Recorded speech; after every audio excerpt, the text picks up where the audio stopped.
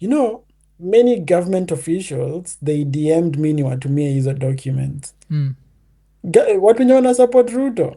Yeah. Na venye niliwatumia wakaniambia enyewe kitu si poa. Yeah. So wewe nini, what was your specific nini specifically ulisema juu ya Jayesh ilimuudhi? But beshte yangu akaniambia mse mmoja hapo alimrecognize DCI. So akamuita akamwambia, na wewe siwe ninakujua. Unafanya nini hapa ati mnatafuta gari imeibiwa? So msa kujibu. They're trying to arrest you. They find out that huko Kenya. What happens next? Wali try kucontact like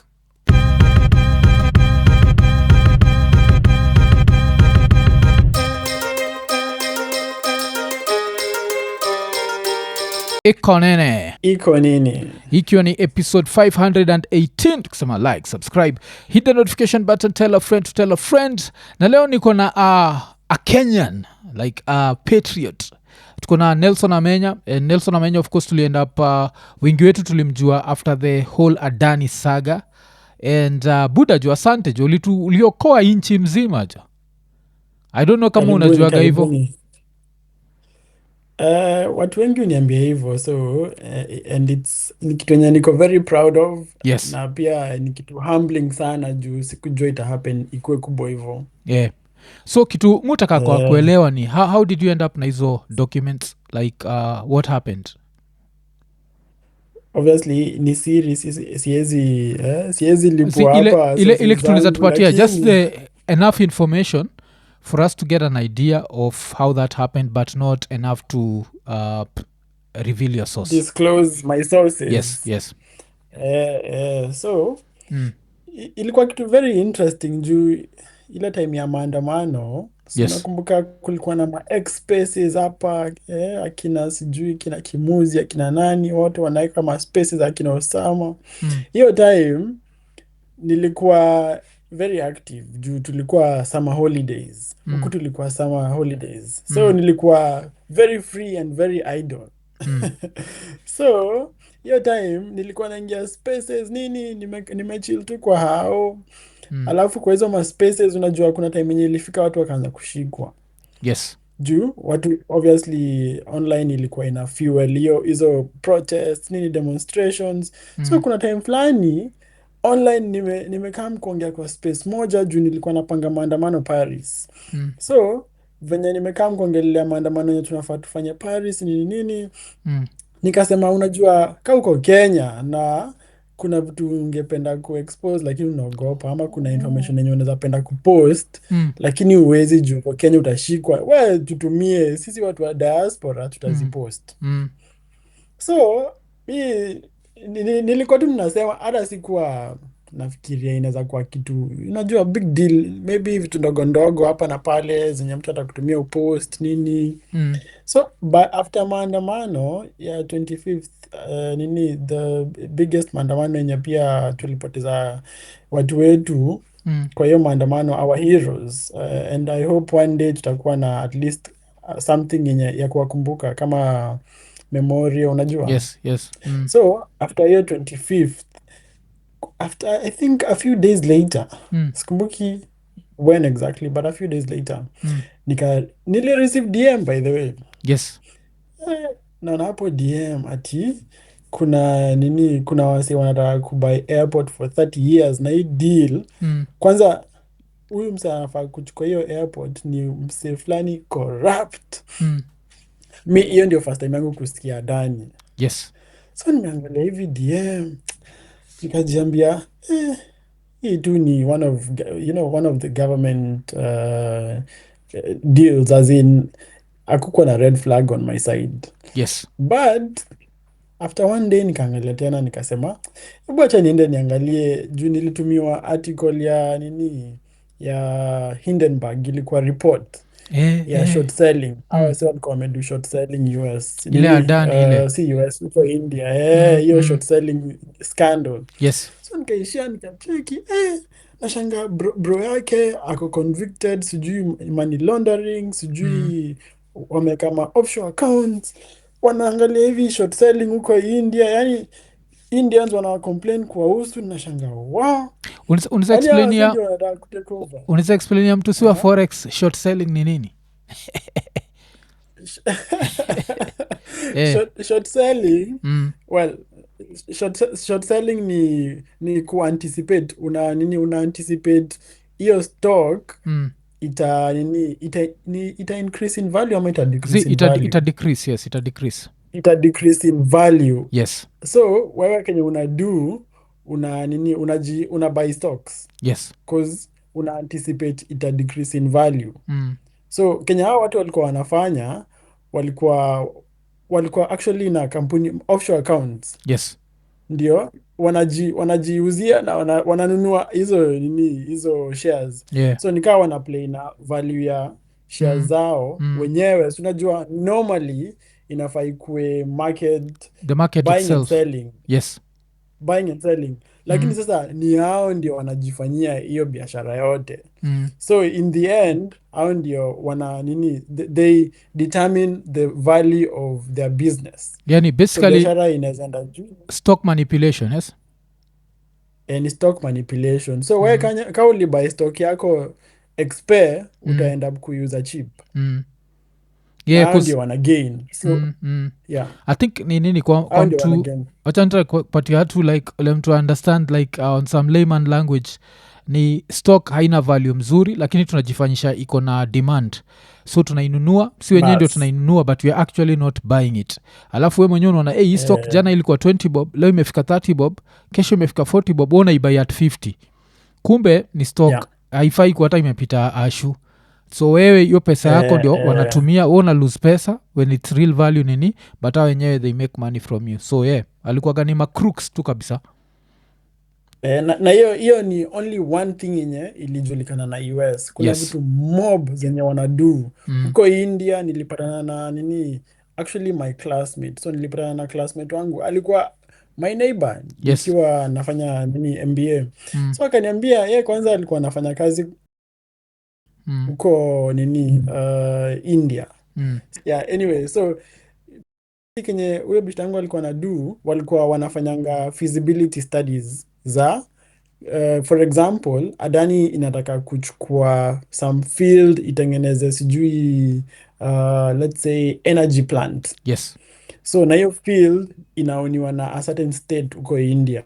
So kenye watafanya au mdosi atakuja awaambie ati sisi hizi vitu zote zenye mnafaa mfanye, due diligence, mwende mwongeleshe stakeholders, mwende mwangalie hiyo field kama iko nini. Anawaambia hizo vitu zote msijali, tunataka hii report, Mm. hata msitoe kwa ofisi, Mm. andikeni kila kitu iko sawa. Mm. Alafu kama demand, unajua for example kwa deal ya Adani ya airport yetu walikuwa wameweka projections za demand.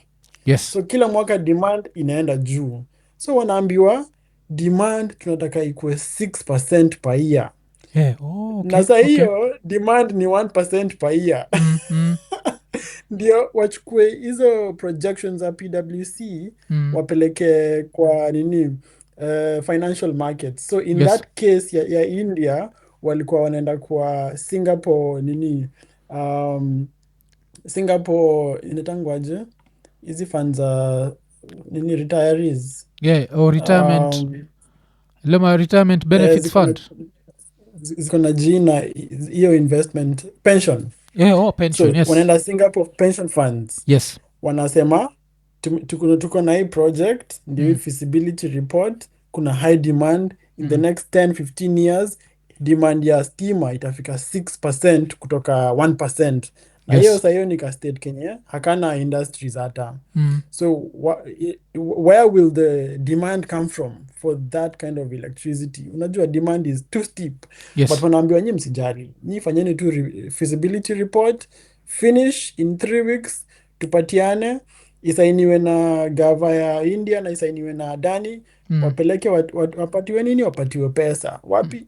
Kwa hizo pension funds. So Mm. that's normally how they used to raise money. Mm. And akaniambia hadi akanifungulia website, akaniambia hebu angalia, mi nilikuwa na work PwC 5 years ago, saa hii it's been over 6 years. Mm. hakuna project kaa hiyo ili happen na do zilitoka. Ooh. Eh. Do zilitoka lakini hawakufanya hiyo project. Hiyo So place ni field. so walibia wasa Singapore ama?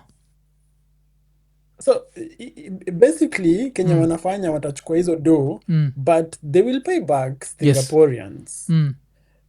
But they will not do the project. So Yeah, meaning yeah. pesa zenye wangefaa kufanyia project ndio watazikula. Mm. Okay. Lakini hawata nini kosa kulipa Singaporeans, cause ukikataa kulipa utakuwa blacklisted kwa financial markets. Mm. So you'll not be able to trade, utaweza kuborrow, so unaona wanaenda US Oh. kuborrow. Mm. So lazima walipe, but the catch is they'll not do the project. Mm. So Oh. wanapata pesa za free, Okay. operational. So that's how they're running operations in India. Mi kusikia hiyo story niko wa Mm. ati hao wase ndio wanakuja ku take over airport. Wallahi si tumeisha. We're finished. So hii information huyo nini former like schoolmate wako yeye alikuwa nakupatia hiyo story after tayari usha leak ingine that unajua ingine ama? Alinipatia after nimeleak like 2-3 days after, juu alikuwa neighbor wangu, so I Yeah. used to tell him a Yeah. lot. Akaniambia by the hour say. No, only go through your document like for how long before you decided that this is a credible document, let me just go public? Actually, I remember because I was very idle, nearly go through your document every day for like 1 week. Oh, okay. Asking questions. So ninarudi nauliza hawa si walinitumia, hebu ni explainia hapa, what do you mean ati, for example au walikuwa wananiambia stories za public participation. So prior to that mi hata sikuwahi angalia hiyo act ya public participation ya sijui PPPs. Wakanitumia hiyo act, so mi ninaangalia act na hiyo proposal. Unajua where naangalia kwa nini procurement procedures, naangalia na cheki yenye waliflount hii rule, na cheki kwa procurement the only way unaweza procure through PIP, you have to, lazima ukuwe na justifications, na hizo justifications lazima zikuwe kwa hiyo proposal. So one of the justifications hapo ilikuwa ati competitive bidding takes too long, inachukua more than 18 months, but hii yao inachukua around sijui 6 months ama I don't know, it's less. So the argument ilikuwa ya time. So mi niko ati argument tu ni ya time, it doesn't make sense ati amukuenda competitive bidding juu tu ya time. No, it doesn't make sense. Yeah, But so we need to do it hiyo yesterday. ndio it was a discovery. I was discovering, by the way, I was discovering the law, which laws they broke. I was discovering how PPPs work. Yes. Nilikuwa nauliza maswali mingi. Kwanza wananiambia ati wako na nini zinaitwa special purpose vehicles, SPVs. Yes. So wametengeneza SPV Kenya, Dubai, Abu Dhabi, alafu sasa ndio finally pesa yao inaenda India. So mbona kuna SPV Kenya, Abu Dhabi na India? Why not just take the money from Kenya directly to India, because that's where the company is based. So alafu ukienda kuangalia, if you look at reports za money laundering, that's exactly how money laundering operates. Yes. Kwanza hizo SPVs, because once money ina arrive Abu Dhabi ama Dubai, inakuwa dark, it's like it's going into a hole. So huwezi jua ni nani anapewa hizo do kabla ziende sasa zifike India. So it was very fishy. I took my time because sikuwa nataka kukuja online niseme look at this deal, alafu in the end unajua ipatikane it wasn't the reality. So I took a lot of time, I took my time, sikuwa na pressure, and si ati nilikuwa obliged kukuja expose. So I knew I can ask all the questions. I spoke to my friends wenye najua, wenye wanajua hizi stories za PPPs. Yes. Nini wakaniambia this is a very bad deal, na nika confirm. And then kulikuwa, I think one thing that was very interesting ilikuwa feasibility report ilifanywa na KIA. So KIA walikuwa wamejifanyia feasibility report wenyewe, na hizo report mbili zilikuwa zina contradict. Yes. Na hakuna mtu alikuwa anataka kuongelea hiyo story ya hizo conflict. And then in the end actually the PPP directorate wakapeana I think 18 red flags kwa hiyo Mm. proposal, Mm. but hazikubadilishwa, ilikuwa inaenda kukuwa signed na hizo red flags. And then something interesting happened. So nika nini somebody from the PPP, I'll not mention which department, but mtu mwenye anawak huko akani Mm. contact, akaniambia hiyo story hizo red flags, akaniambia venye kitu inapushiwa kutoka State House. Mm. And then nikaanza kuona hii kitu, all these people, they don't support it, Yes. from KAA to PPP directorate, as in Mm. who is supporting this thing? Kila mtu anasema hiyo kitu ni mbaya, but they can't do anything. Mm. So I was like, at least acha niseme hii kitu online, hata kama haita stop, but later, when things are, we have people who can create accountability, they'll say, hey, kuna hii kitu ilikuwanga, Mm. it was not done correctly, so Yes. let's look at it deeply. Mm. So that was the whole my reasoning when I went public with it. I didn't know that it will stop, actually, Yeah. but I was hopeful, from my action something will happen. And then also kuangalia akina Rex Masai, how they died, Mm. all these Mm. people. Mm. I thought I owe something to them. I owe, this I owe it to them to at least go public and save our airport. Mm. And if really the people behind the deal walikuwa na nini, public interest at heart, Mm. watarudi wafanye a proper procedure, wafuate sheria, wafanye competitive bidding, na tukuwe na somebody to renovate the airport. Yes. But if they're not people that are, wenye wana consider nini the best or the public interest, Mm. hawatafanya hivyo. Mm. So Because yeah, I think that was think my. yeah, hiyo ni poa sana umebring up hiyo point ya how kurenovate airport because see they were trying to Mm. push this narrative that Kenyans who are against the Adani deal did not want the airport to improve. We all want the airport to improve, but tunataka improve with national interests at heart, not Yeah, personal exactly. interests. Najua. So Mm. alafu which was the first like mainstream media kuipick up cause mi naweza sema kuna siku moja nimelala sijui anything about the Adani report, then the next time ile nimeamka napata iko kila pahali, iko kwa mainstream, iko kila. So which was the first mainstream media? Did they contact you first ama kuliendaje? Actually, it's very interesting that the first media to contact me walikuwa international media. Oh, yeah. Local media never contacted me. It's only later that they contacted me, and it was KTN that was the first, I think. Okay. But international journalists based in Kenya Mm. ndio walinicontact wa kwanza. Mm. They're the ones who are more interested in the Adani deal than local media. Mm. And I understand because they knew Adani, Mm. but our local media did not know Adani. Mm. Because Mm. previously Adani alikuwa amehit headlines, unajua, international headlines. Yes. And them, they were looking at this from a geopolitical point of view.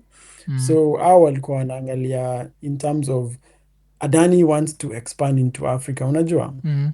But our thinking, already Adani had signed a deal hiyo July in Tanzania. Mm. So alikuwa anakuja sasa Kenya, then he was planning to go, I think, to South Africa. So hao walikuwa wanaiangalia from that point of view, Mm. making it, international news. So I don't really blame Kenyan local media for Yes. that. Yes. But yeah, so the first one was a media called what's the name?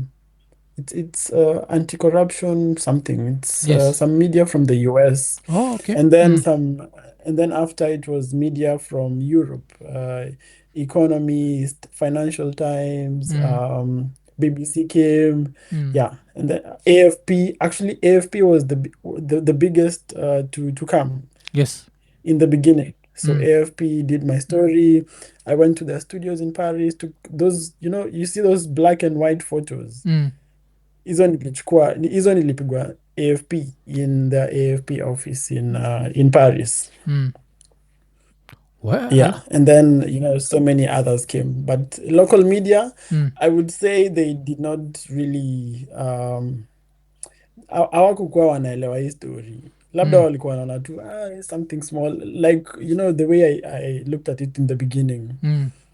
Na but Yeah. now kox pia wakaran nayo sindio, like on Twitter it became big on Twitter before it became big on local media sindio. Twitter ili explode instantly. mm, Nakumbuka nilitweet usiku kitu kama midnight, mm, by morning ilikuwa kila mahali. Wow, wow, wow. Yeah, it became an instant trend, like boom, mm. everyone was talking about it. I think ilifika a million views in such a short time, and Yes. it really went viral. Yeah.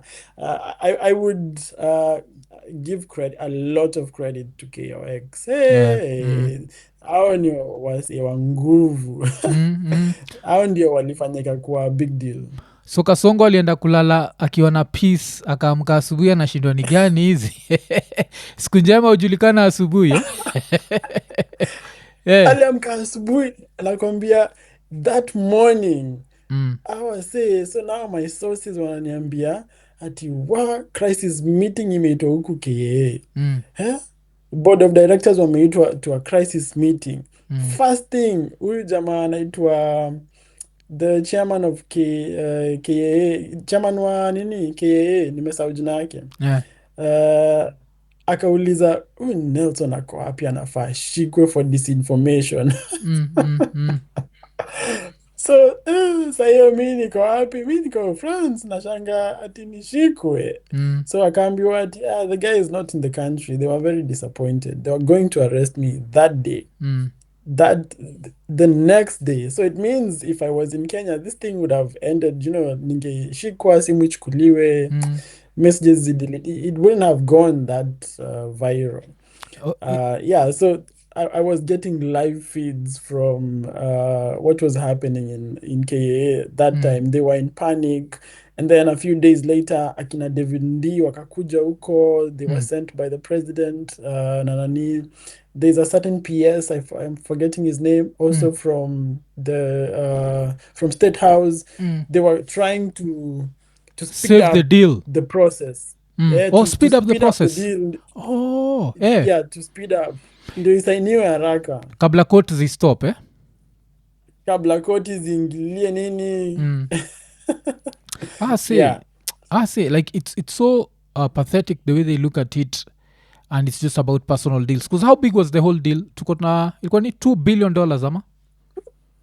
2 billion, and that's just the airport, because alikuwa amesha take over ile electricity transmission lines. And that was, It I was think the another electricity transmission lines 700. was more expensive than Transmission lines ilikuwa $700 million, hii ilikuwa 2 billion. okay, yeah. But nakumbuka pia around the same time ndio ODM alikuwa amejoin gava, so even Wandai started defending here transmission lines, yes? Akaanza kudefend transmission lines. In fact, I remember that morning before Ruto cancel hizo deals, Wandai aliulizwa kuhusu hiyo kesi ya Adani US, akasema hiyo sisi tutaendelea nayo, nakumbuka.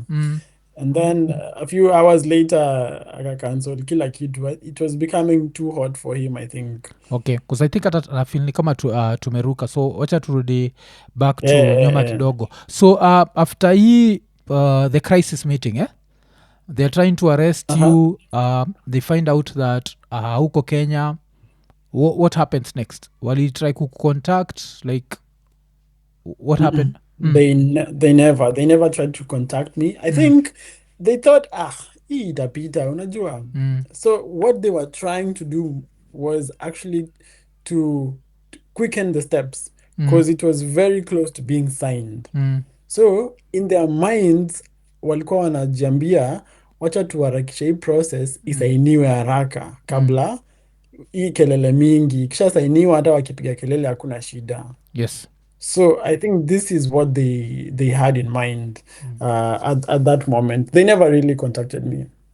Alafu nini another thing nataka kuunderstand, there was the 30-year clause, yes? So kwa hii clause ya 30 years ilikuwa na for the next 30 years Kenya cannot develop an airport anywhere within Kenya for the next 30 years? Ama what was the clause? Ilikuwa within, there was a radius, there was a range. I can't remember the range, but Okay, so kuna Mombasa tunaweza improve, radius. but Nairobi ndio hatuwezi guza Eh, chochote. huwezi build airport yenye itaipatia kompe Mm, ati itanini passengers wataanza kutumia hiyo airport ingine, huwezi. mm, Hiyo ni non-compete.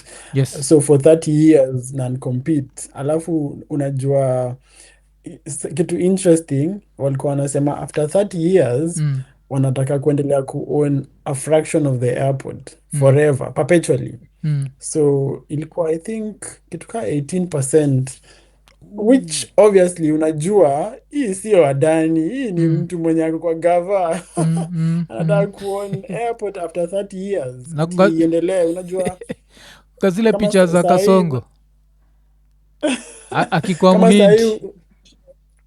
sahii unajua unasikianga nini, I don't know if you follow news IPP, ni zaitangwa IPPs, hii power transmission, no, it's power production actually. Yes. Wale watu wenye produce stima, Mm, alafu wanauzia sasa, wanauzia KenGen, wanauzia Ketraco. mm, mm, Hao watu, hizo kampuni zenye zina producing stima, unapatanga shareholders ni mtu mwenye alikuwa na KPLC sijui 1980s, mm, 1990s, ako na shares hapo. mm, So it's the same modus operandi that they wanted to replicate, but mm, sasa in a bigger scale that we have never seen before.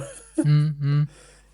Yeah, Oh, it's crazy, it's crazy. okay, okay. So how long did it take before Adani akwe indicted in the US, like kwanzia uinini, and why were you your time? Bcause nakunga ilikuwa breaking news, mi nakunga nikiwatch usiku No, kabisa, ilikuwa breaking news usiku, which was I think afternoon in the US. Where your time ulikuwa wapi? Ulikuwa umelala? Ulikuwa actually nilikuwa class. mm, Nakumbuka nilikuwa class in November. mm, So mi nimechili hivi kwa class. Kwanza nakumbuka ilikuwa class ya marketing. mm, mm, Nimekaa hivi kwa class ya marketing. Nikajiambia, nilikuwa nimeona Ruto anakaa nini, hiyo nitanguaje, public address hiyo ya nini, mm. State of the Nation. Yes. So nilikuwa najua Ruto anakaa State of the Nation, alafu tuko na 2 hour difference. Mm, So ilikuwa kitu saa 8, but State of the Nation ni saa 6 Kenya. mm, mm, So mi nimechili hivi saa 8, nashangaa hii class itaisha saa ngapi? mm, Nasikiza mwalimu half na niko x kidogo hapa. mm, So sikusikiza speech, mm. mi niliona kwa X Eh. ati hizo deal zote zimekansoliwa, breaking news. Oh, okay. We so unabonga juu ya Ruto kucancel. Nikuwa nakuuliza juu ya cause Yeah. indictment ya nani ilikuwa imehappen the previous night. Unakumbuka? Kulikuwa na breaking news Oh yeah, ilikuwa US. inahappen. Ilikuwa na breaking news Okay, US unaongelea that story ya Adani. breaking news ya indictment. Yes, yes. Hiyo ilihappen usiku, Yeah. ilihappen I think around midnight usiku. Mm. Nikaanza kutumiwa ma DMs, watu wananitumia DMs ati umeona Adani amekuwa indicted nini nini. Tukaanza kutweet hizo story, unajua kuuliza sisi Tunadili na Kenya mwizi. tunataka kuingia, tunaingia kwa deal na mwizi, na huko US amekuwa indicted of very serious crimes. Amemanipulate kwanza. Hiyo story ya kumanipulate vitu anapenda sana. US alikuwa indicted for manipulating his financial books ndio apate loan, na pia akakuwa indicted obviously ya bribery. So hiyo ni kawaida yake. But hizo ya kumanipulate books, unajua mi sijui kwa nini watu hawaelewi. Kama mi ninaweza manipulate financial books zangu, nikichukua airport, mnadhani mi siwezi manipulate hizo books? Yeah, utadu the same thing. Manipulate. Yeah, I'll do the same thing that I've been doing. Bro yake amekuwa indicted mara kadhaa. I think hata ameshikwa juu ya money laundering, na pia I think he was I think doing arms deal or something. Actually Adani wako na some joint venture na some Israeli company ya defense. They supply weapons to the Indian government. And my thinking was always, say wakishachukua airport, JKIA inakuwa arms logistical hub for hizi vita zote zenye ziko in the region. Yes. So basically tunakuwa an enabler wa destabilizing the region, Sudan, Congo, Somalia. Mm. So it's a big, that's why I think the international community was very alarmed. Mm.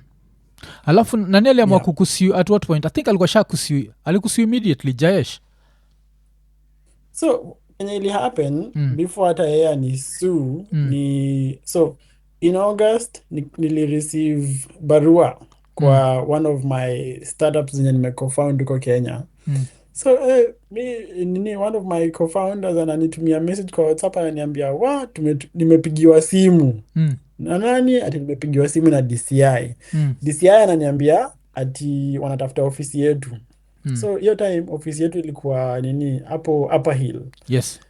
So akamwambia ni sawa, anaweza peleka hiyo barua Upper Hill kwa ofisi, atapata receptionist. Mm. So akaenda akadrop barua hapo nini, akaifungua akapata ni Mm. summons na charges. So na ni DCI fulani mwenye gaidha upenda kumention anaitwa Sang. Yeah. So huyo DCI ndiye alikuwa amesign, Mm. akasema ana investigate cybercrime. Mm. Ati tumekuwa tukiuzia watu cryptocurrency, ni cryptocurrency, kampuni Mm. yetu ni cryptocurrency scam. Mm. So tunashanga sisi hata hatunanga biashara online, the Mm. only thing yenye iko online ni website. Mm. Website yetu ni informational, we don't transact online. Yes. So how do we scam people online? So that was the first thing, and then akasema anataka majina za directors wote, Mm. KRA pin zote, yani documents za directors. Mm. And then anataka mtu mmoja aende DCI kurecord statement. So anyway, we got a lawyer wetu akatuambia tusitume mtu huko, anataka tu kwenda kumshika. And then lawyer akahandle the rest, so akawaambia kama mnataka company documents mnaweza uliza registrar of companies, si nyinyi government agency. So they were just trying to intimidate us. Then the second step, walienda sasa kwa mapero wangu. So wakaenda kwa mapero wangu Hapa within wakawambia Nairobi. ati yao ni DCI within Nairobi tu. Okay. Okay. Mm. Wakawambia wanatafuta gari imeibiwa. Mm. Yeah. Na hiyo gari wameitrace hadi hapo. Mm. So wanashangaa ati wametrace gari hadi hapa. Na unajua walipanda hadi kwa roof. So wanatafuta gari hadi kwa roof. Wakakaa hapo for like I think walikaa 1 hour. Mm. And then they left. Wakaenda na Subaru. They were like three men. Wase wa DCI. Mm. The same time period pia wakaenda kwa beshti yangu fulani mwenye tulikuwa tunafanyanga biashara ya magari na yeye nikiwa Nairobi. Mm. Kuingia hapo, huyo beshti yangu anajulikana sana by the way Ngong Road. So venye ma DCI walifika, obviously kuna wasee wengi hapo, kwa hiyo kwa kayadi yake wakajiintroduce hao ni DCI na wanatafuta gari imeibiwa. So obviously beshte yangu being a car dealer akauliza ni gari gani hiyo imeibiwa, type gani? Yes. Ati akasema Mercedes S-Class. Shanga Mercedes S-Class, akamuuliza model, which model, ni new shape, hizi za kitambo ni gani? Akasema ati new shape. So akamwambia first of all, mi hata huku hatunanga gari za showroom, hatunanga gari mpya, sisi tuna deal na gari second hand. But anyway, unaweza angalia. So wakawafungulia, wakaingia, kila gari ilikuwa hapo, hadi gari za mabeshte wake zenye zilikuwa hapo nje zote wakazilog kwa system yao, kuangalia ownership nini, alafu wakawaambia tutarudi. But beshte yangu akaniambia mse mmoja hapo alimrecognize DCI. So akamuita akamwambia, na wewe si wewe ninakujua, unafanya nini hapa? Ati mnatafuta gari imeibiwa. Msa kujibu akanyamaza. So akaishia. So kulikuwa na a lot of intimidation tactics za kujaribu kunifanya nianze kuogopa. So after that I think that's when Jayesh alituma in September. So September ilifika, Jayesh akatuma the first demand letter. Yes. In Kenya. So after atume Kenya, si akafungua kesi. Mm. And then the next one akatuma, I think alituma zote simultaneously, alituma Kenya kwa koti ya Kenya na akatuma pia kwa koti ya France. Mm. Hiyo kwanza ilikuja hadi shule. Mm. Alafu unajua huku France kuna kwanga na kitu inaitwa huizia. Huizia ni kama court servers. Unajua court servers? Yes. So au court servers wanaweza kupata place yoyote huko. So as long as uko Wanakuserve. France Mm. na uko na nini, uko na address, Mm. hata ujifiche wapi, watakuja hadi kwa mlango wako wakuserve. Mm. So hao huizia walikam, I think like they came like once or twice, hawakunipata. Mm. Then they came the third time, wakaacha barua. Mi nacheki Jayesh Saini Mm. Mm. amenisu. So amenisu saa hiyo Kenya, kesi imeanza. Mm. Ninajaribu kutafuta lawyer, nilitafuta lawyer nini, uzuri anaitwaje, um, what's his name, Ilikuwa ni Willis ndiye alikuwa lawyer yako ama? Willis. Yes. Willis Mm. Willis akasema anaweza nisaidia anaweza nisimamia pro bono. I was like, wa hiyo time hata nilikuwa nachangisha. Mm. So Kenya niko wa thank God Mm. cause yes, first of all kuna lawyer mwenye sitaki kumtaja cause namtaja in bad light. Mm. So yeye ndio alikuwa ananisaidia before Willis, Ni but he ended mgani up not inakoga iko helping me. nene, sema tu jina. Eh, Si acha mlikosana tu, si ati alikuibia, mlikosana tu. Ni lawyer mgani huyo? hakuniibia, lakini Si mnasema? anaitwa Makanu, Mm. anaitwa Makanu. Mm. Alikuwa kuna time yenye alikuwa na ka scandal na ule Nyakera online. Mm. Mm. So huyo Makanu, he was my first lawyer, Mm. but akanipeleka hivi hivi. Kwanza yeye tulikuwa tunafaa kufile na yeye nini, petition ya Mm. kustop Adani, Mm. but ilikuwa pro bono, so obviously hakuna kenye unaweza fanyia mtu mwenye ana nini anakupatia pro bono services. But Yes. later nilianza kuona ni kama alikuwa tu ana ride na hiyo wave, Oh, okay. so Eh, he took too long. kusata nimekumbuka Jayesh Saini ilikuwa jia sha, sindio? Edge ya sha Na specifically ilikuwa jia this 104 billion deal, sindio? bas yeah, So you 104 104 hiyo 104 billion. you 104 billion deal woli understand aje? Bcause miwaga mostly nimei understand as it was a migration from of course NHIF to SHA, but more than that it was supposed to be the money they're using for data centers, and you make sure that information iko in real time and everything is synced. Wewe kwako you 104 billion, how did you think it was being spent? It's actually it's the same. Kuna Mm. nini, I will share with you document fulani hapo ucheki yenye inaonyesha hiyo architecture ya hiyo system. Mm. If you look at it on paper, it's something that it's big. Si kitu yenye Yes. unaweza build in 2 days. Mm. Mm. It's really really big. It's a whole, it's an overhaul of the entire system, like the way the public healthcare works. Yes. Yani si kitu moja tu, but ukiangalia saa hii system yenye iko saa hii ya SHA, I think hata hawajafika 10% ya kuimplement that whole system the way it looked venye mi niliiona. Mm. Mm. Na the reason why tuli raise red flags kwa hiyo deal ni juu the same Adani pia ilikuwa involved. Mm. Mm. It came but with different names. So Yes. hii Adani is an animal that is everywhere, and I remember I was working with some local journalists na pia tulikuwa tunajaribu kujoin the dots. Mm. Mm. So tuka find out Adani pia iko imejiembed hapa, and in the end, by the way, Adani ni Emiratis, it's the Arabs, because Yes. hao ndio walikuwa wana finance kila kitu. So kila kitu inaenda up wapi? Inaenda up Dubai. Everything it finds its way back to Dubai.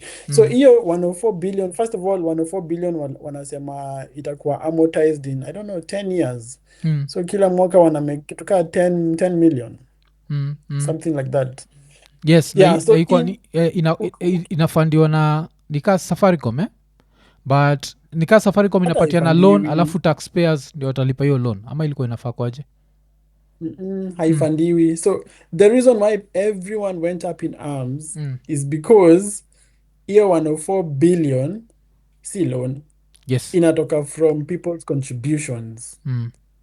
it's like wanajilipa, so juu ya kutengeneza hiyo system Yes. kila mwaka wanajilipa 10 million, kila mwaka wanajilipa 10 million, 10 na si billion. ati wamepeana loan.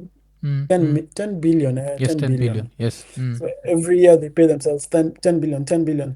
If you look at the system and how it's supposed to work, Mm. it kind of makes sense. Mm. But that is not what was implemented. Na So kitu unajuanga funny venye wana vile unasema it kind of makes sense. Tulikuwa na boy fulani hapa ye wako kwa data center, like one of the biggest data centers hapa Kenya, na alikuwa nasema even after looking at it and what it was supposed to take care of, that the whole thing in 10 years haifai kutumia more than $100 million, which is 13 billion. Anasema with 13 yeah, billion well, shillings you'd have a state of the art, the same idea wako nayo ya Adani, the better than that at 13 billion one off payment. Kumbuka hao wanataka cost 10 billion per year, so 10 inamaanisha alikuwa anasema billion. 90 inaitwa like 90 what 91 billion was just going to go into individual pockets. Yeah, so Kenya nilikuwa nasema hiyo system, it does make sense as in kuimplement hiyo system. Yes. But hata hiyo system yenye walikuwa wanasema itaimplementiwa, wameimplement ka 10%. So hata wakisema, even if you say okay fine, let's say we are going to pay you 100 billion, but hata mja implement kenye mlikuwa mnasema. Yeah. And then now your point, well, mi sio, unajua mi sifanyangi mambo za system, so Yes. your friend might actually be right in saying that your system mzima, because 100 billion is a lot of money. It's a lot of money. Like that's a lot of money. Hata ukiangalia systems za majuu, sijawahi sikia system inatengenezwa na 100 billion, hata NHS. And then hizi systems hazitengenezangwi once hivo, inakwanga you build on the previous one, unaendelea kuijenga polepole ndio usispend all that money at the same time. So yeah, he actually might be right that is, it's a lot of money, 100 billion. And every day, by the way, mi nikiambianga watu mascandal za Kenya huku Europe, wako what, like hawawezi comprehend hizo figures, cause huku to be considered rich, by the way, in Europe, Yes. like mimi I'm rich, to be considered rich, you live in a rich neighborhood, unafaa tu kuwa na 3 million euro. 3 million euro is less than half a billion Kenya shillings. Yes. Yes.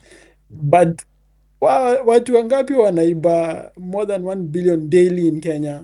Ni wengi sana, like they just it's Tumeshakuwa ridiculous. desensitized. Yeah, tumekuwa desensitized na the colossal figures that people are stealing in Kenya hadi sahii. Imagine tuna discuss 100 billion. Na tunaidiscuss tu zile za Aha, naelewa, like it's 100 billion, it's yeah, nothing. ni kama tuna discuss 1 million Kenya shillings. Kusi imenikumbusha Yeah, it's crazy. nini, ulisikia majuzi juu ile the smart driving license scandal ulisikia? So kwa the smart DL Niliona. ulisikia ati originally under Uhuru's government budget ilikuwa 2 billion shillings, and the Ruto government that figure was inflated to 45 billion. Kumbuka imetoka 2 billion to 45 billion. Alafu the company ile sasa imekuwa registered kuhandolio deal inaitwa Pesa Print. Not niliona Pesa even Print. license print Pesa Print, because they're literally Pesa printing Print. money, they're printing money. Wana mint dough, Yes. mint dough. So inakuonyesha tumekuwa desensitized to a billion, to a certain level that we take these things as a joke and they're just stealing from us, and as they steal sisi ndio tutaend up tukilipa hizi vitu, tunazilipa in taxes, tunazilipa in, like there's always a form of Poor paying service. for that. Poor service. Hakuna barabara, hakuna Yes. maintenance. The reason why Nairobi ni chafu ni juu hakuna watu wanafagia ama watu wenye wanaosha. Hakuna maintenance ya facilities. And why? Because they're stealing all the money. Unajua ukikuja majuu alafu ukompare tuseme mtoi wa majuu wa politician na mtoi wa nini, Politician Kenya. politician wa Africa.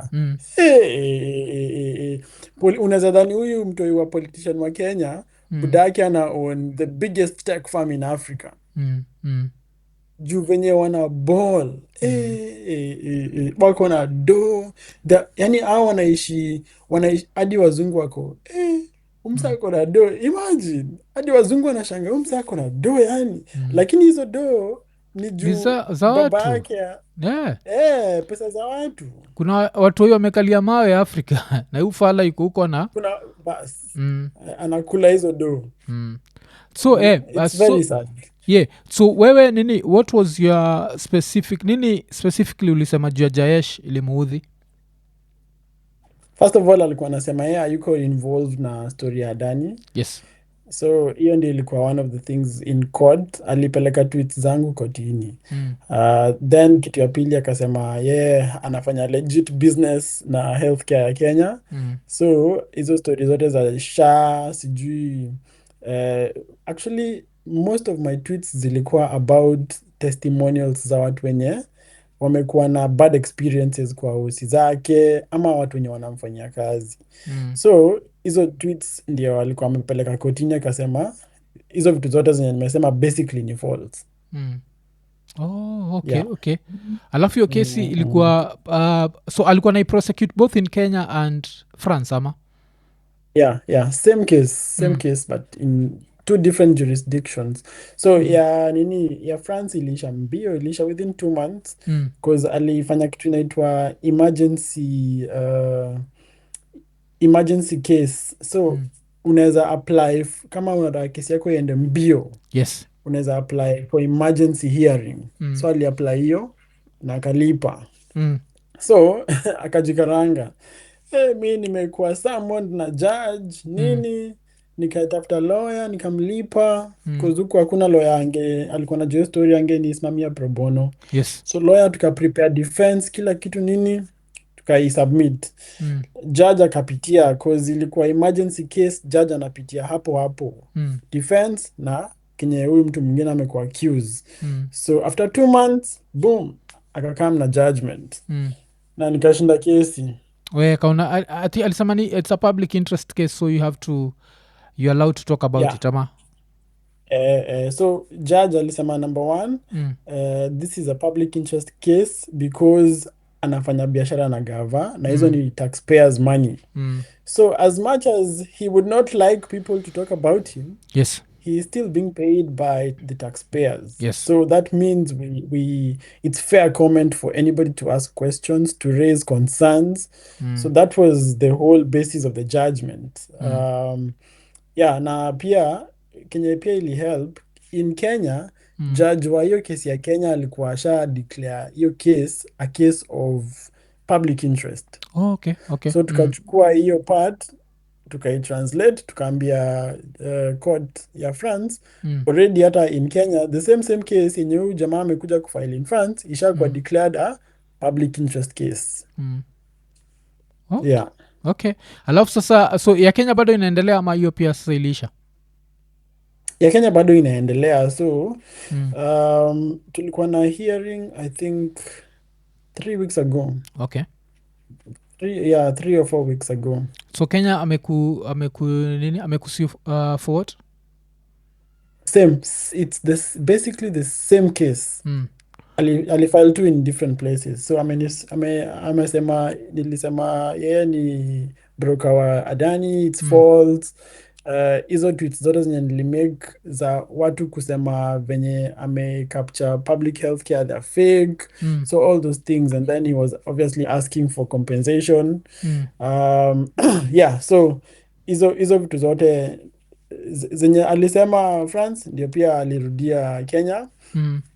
Kenya ni obviously a slow process, but eventually I think either he will just give up and withdraw the cases because sioni akishinda kama alishashindwa ya France, na pia hii kesi ya Kenya sioni akitoboa cause it's public interest.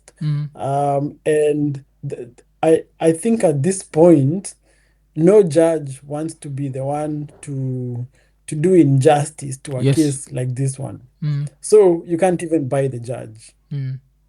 Yeah, because the Yeah, price ile the judge will pay after being bought is a little bit high. It's a high price. Yeah, Yeah, it's a high price. Hakuna mtu anataka kusacrifice career yake hivyo. mm. Okay, and nini Mm.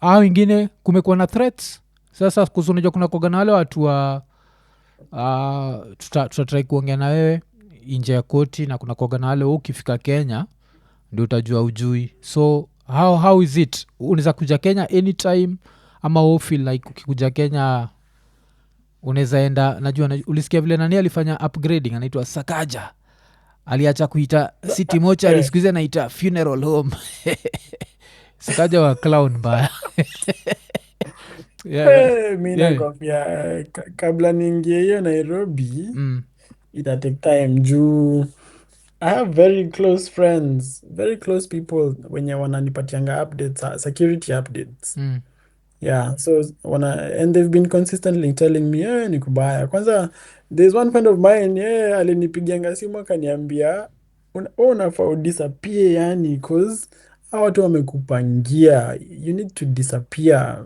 like stop posting, change your phone, just disappear, because he was very very worried mm, of the situation juu he knows a lot of the things that they're planning mm, huko Kenya. So there is a lot of threads and I know about them, most of them, maybe kuna zingine sijui, na pia nimekanyaga miguu ya watu wengi, so I know that the threats are real.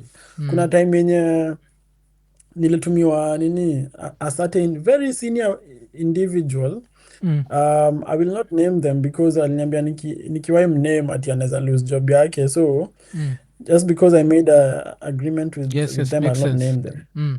Yeah, so Alitumwa kwako alikuja, alituma kwangu huko, alikuja mpaka France. na nikammeet Mm, Paris, mm, but we met obviously in a public place, so nikammeet akaniambia ati alikuwa yeye alikuwa ameketi kwa one of those meetings nikipangiwa.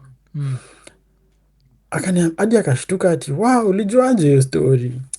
Kamwambia unajua kuna watu bado wako patriotic, so hata mkipanga vitu mbaya kuna watu wengine watanini, they'll feel like this is not right, so and they will do something about it, and that's exactly what happened to Adani.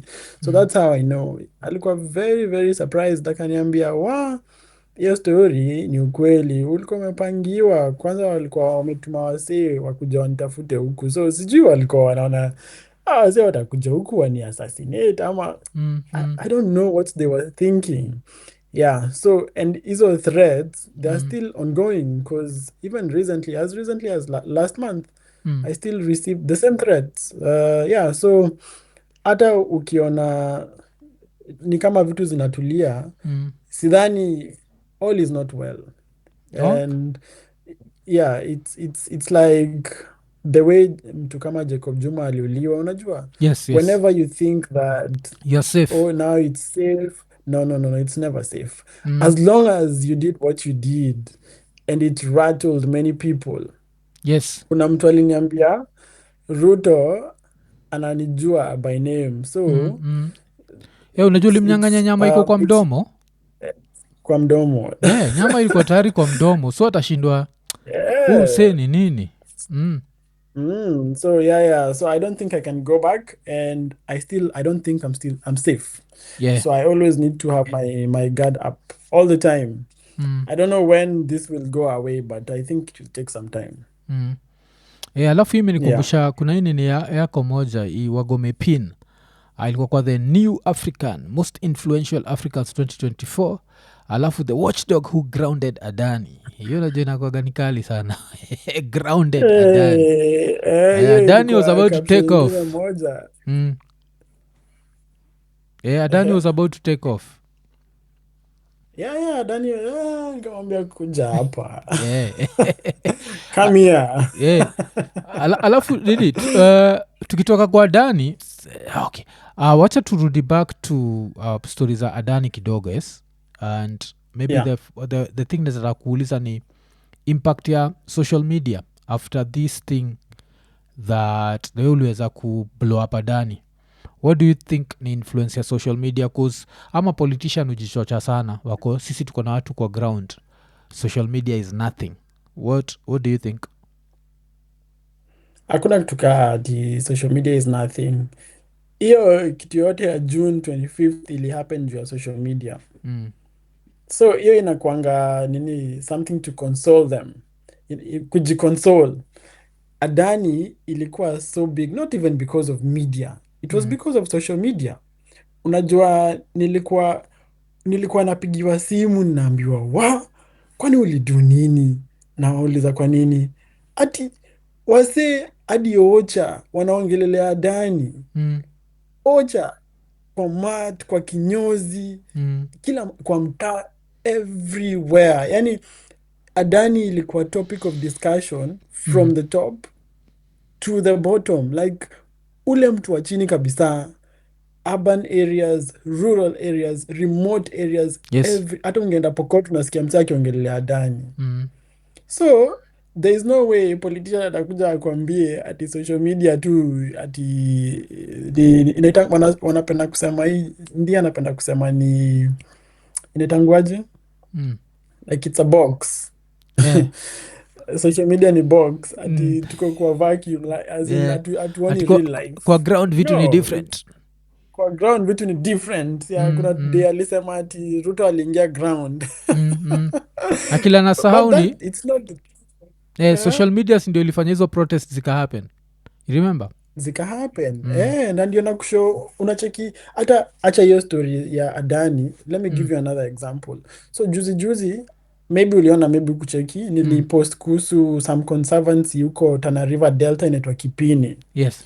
inaitwa Nairobi Ranch. Mm. Hiyo Nairobi Ranch, Joho ameenda huko akaambia locals waingie huko wachukue mashamba, ati Mm. hizi ni shamba za mababu zenu. Mm. So ingieni huko mchukue mashamba, mjikatie mashamba, mbona mnazuiwa na watu? But his real intention is, hapo kuna nini, kuna titanium, Mm. na pia wanataka kuanza kuchimba titanium hapo, na pia kuna nini, oil well hapo ya Mm. mafuta. Mm. So hiyo ni psychological, unajua, like anataka tu kutumia community kujikava. Mm. Anyway, so niliexpose hiyo story kwa X. Mm. Kuiexpose, watu wa huko Tana River Mm. walienda demonstration. Oh, yeah. Imagine Mm. huko Tana River wase walichukua mabango, placards, wakaanza Yes. kudemonstrate.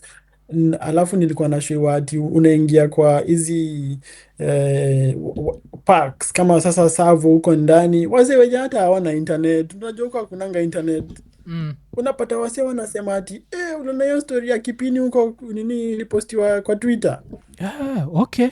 huko ndani. Mm. So mi nikiangalia kwa ground inasikiza social media, Mm. wanafuatilia nini na happen kwa social media. It's like social media is this big source of information, Mm. and then the information just disseminates hadi kwa ground. Mm. So you telling ati politician kukwambia ati social media is nothing, no power. Social media is super powerful. Sahii nimeona video fulani tu sahii tu kwa X, some leader from I think Israel alikuwa anasema wanataka kuregulate social media. Yes. Huko UK wanataka kuregulate social media. Mm. Why? Because it's so powerful. It's powerful in a shape narrative. Yes. Na ikisha shape narrative, you're finished. Yes, cause nini social media broke Nepal. Najua hivo, like Social bila media ilibreak mafala kuguza Nepal, social media, they'd still be in yeah. power. Najua hivo, cause people were angry Yeah. until they touched social media, and then the whole country Yeah. went haywire. So yeah, I think Yeah. I think nini ama politicians ausemaga hiyo story ya it's nothing just to self comfort themselves. So Alafu unacheki mm. kwa hiyo story tu ya social media, kabla tuende kwa story ingine, Mm. unaona juzi nimepost kuhusu hiyo ndege yenye Ruto anataka kubae Yes, ya nini, hiyo hiyo ndege, yes, presidential jet. 10 billion shillings. Unajua 10 billion, hata achana na story za cost. Mm. Do you know that nimekuwa nikiangalia nini, the people who've been commenting, watu wenye wana quote hiyo tweet. Mm. It's super interesting that ninaangalia, unajua wasi wanaanza kucomment in French, so Mm. ukianza kuona tweets zinaanza kubadilika French, unajua Mm. hiyo ni It's Central gone Africa na West African white. Africa, Yes. imeenda continental. Mm. Ninaona hapo wase, and all of them are commenting the same thing, like hadi lini tutaishi hivi? Unajua Mm. African leaders wanatubebanga aje? Imagine now we are not only shaping Kenyan narratives, Yes. we are shaping African narratives, Mm. and that's what they fear. So lazima waanze kusema ati oh, social media is nothing, because they know it's so powerful Mm. that it's shaping the whole African continent. Na unajua nimekuwa by then nikiongea, I speak to very senior people in different governments, Yes. na every time I'm speaking to different senior level people in African governments, Mm. wanakonga na one worry, wananiambianga, so saa zingine naambia si unipatie job ni kuwa advisor wa president wako, ananiambia Mm. president wangu hawezi kubali. Mm. Namwambia kwa nini? Ananiambia unajua anaogopa unaweza mfanyia Kenya ulifanyia Adani. Oh, yeah, yeah, because they always have skeletons in the closet. Mm. Yeah, so many of them, not one, not too many, Mm. around Africa. Yani unajua ni you can't expect mtu wa West Africa aniogope ati juu niliexpose Adani, Mm. but they fear because of the internet. Mm. So the internet is very powerful. Yes, kuzata hiyo kitu ulikuwa nasema mbeleni where you meet random like kids who are African politicians and they're super rich. It shows you the rot is Mm, all over Africa, haiko tu ati Kenya peke yeah, yake, it's all over Africa. yeah, it's Alafu everywhere.